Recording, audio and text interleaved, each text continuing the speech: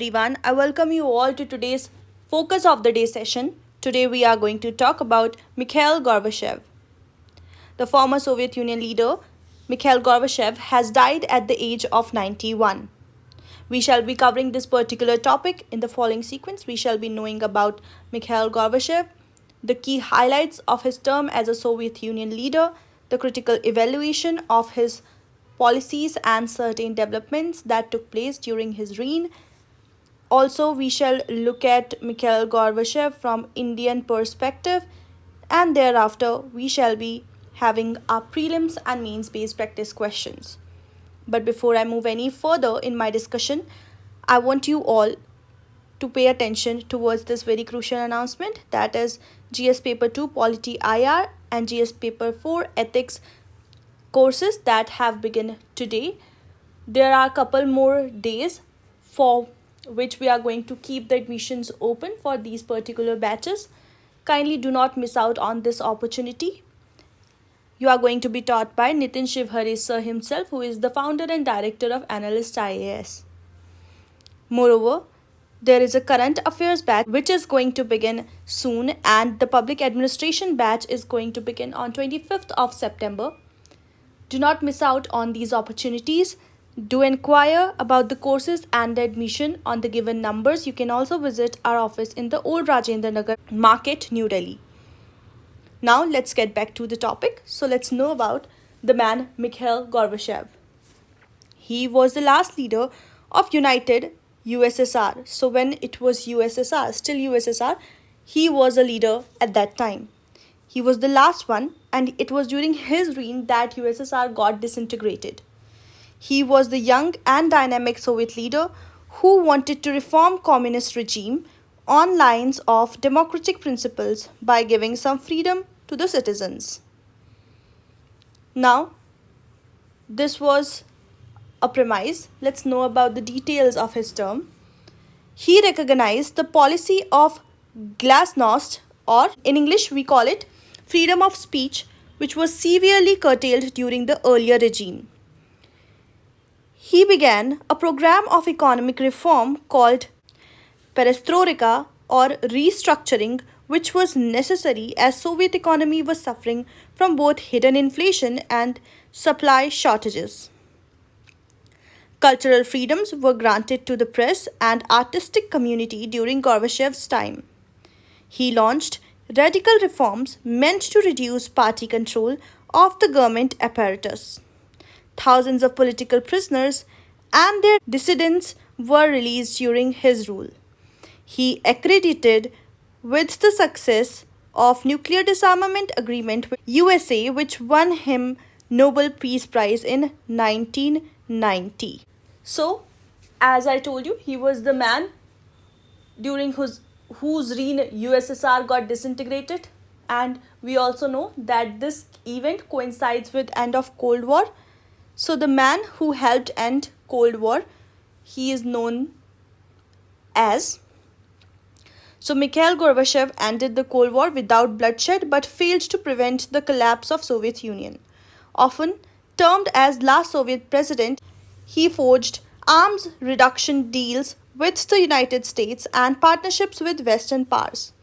This led to the removal of Iron Curtain that had divided Europe since World War II and bring about reunification of Germany. The Iron Curtain specifically refers to the imaginary line dividing Europe between Soviet influence and Western influence. In other words, Iron Curtain was the political, military and ideological barrier erected by the Soviet Union after World War II. It was done to seal off Russia and its dependent Eastern and Central European allies from open contact with West and other non-communist areas. For ending the Cold War without any bloodshed, Gorbachev won the Nobel Peace Prize in 1990. I have already mentioned about this fact earlier. Now, let's look at it critically. We have seen the developments, but let's analyze. So, his policy of Glasnost, or freedom of speech, resulted into the open criticism of the government, contributing to disintegration. Then, see, you give people freedom of speech and they will also criticize you, and this shall make your regime weak, which eventually is said to be leading to disintegration as in one of the factors. Then the economic reforms did not have immediate results, which led to increase in frustration among masses. By his reforms, he had weakened the centralized authority and ability to control the region, because USSR was very huge geographically. Now, on that note, of course, he is going to be understood as being responsible for disintegration of Soviet Russia. So analysts held him responsible for the same. And when pro-democracy protests swept across Soviet bloc nations of communist Eastern Europe in 1989, he refrained from using force. So he did not try to suppress by government machinery's force. What he did not want to suppress? The people who were protesting, the protesters. So previous Kremlin leaders had sent tanks to crush uprisings in Hungary in 1956 and Czechoslovakia in 1968, but he did nothing as such of this kind. He was rather being tolerant towards these protests. But the protests fueled the aspirations for autonomy in 15 republics of the Soviet Union, which disintegrated over the next 2 years in chaotic fashion.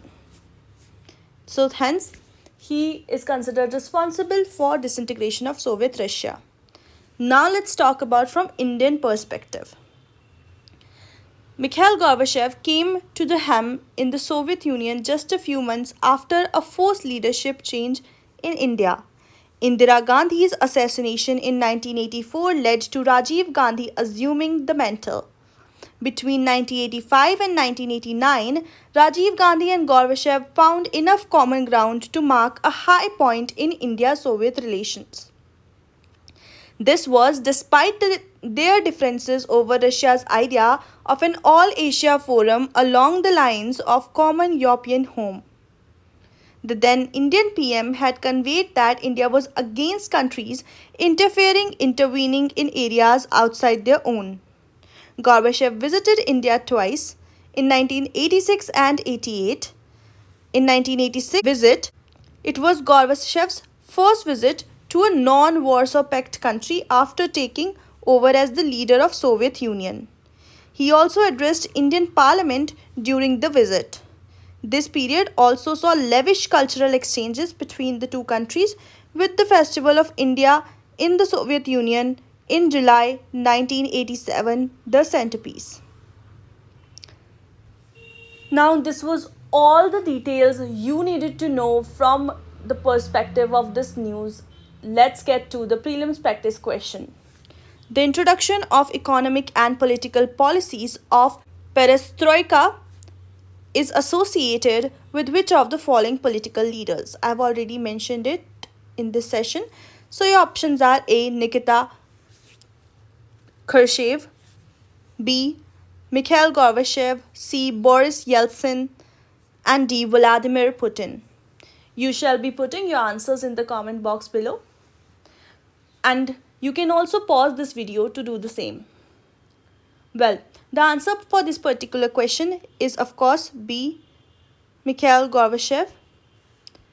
And the mains practice question for today is, do you think the policies of Mikhail Gorbachev resulted in the collapse of the Soviet Union? Critically analyze. Now this question pertains to the world history or international relations and could be asked in any other fashion as well around the same lines. Now you shall be answering this particular question in 250 words and send in your answers to us on WhatsApp to get them reviewed. This is it for today. I shall see you again tomorrow. Till then, take care, stay tuned. Thank you so much for joining in.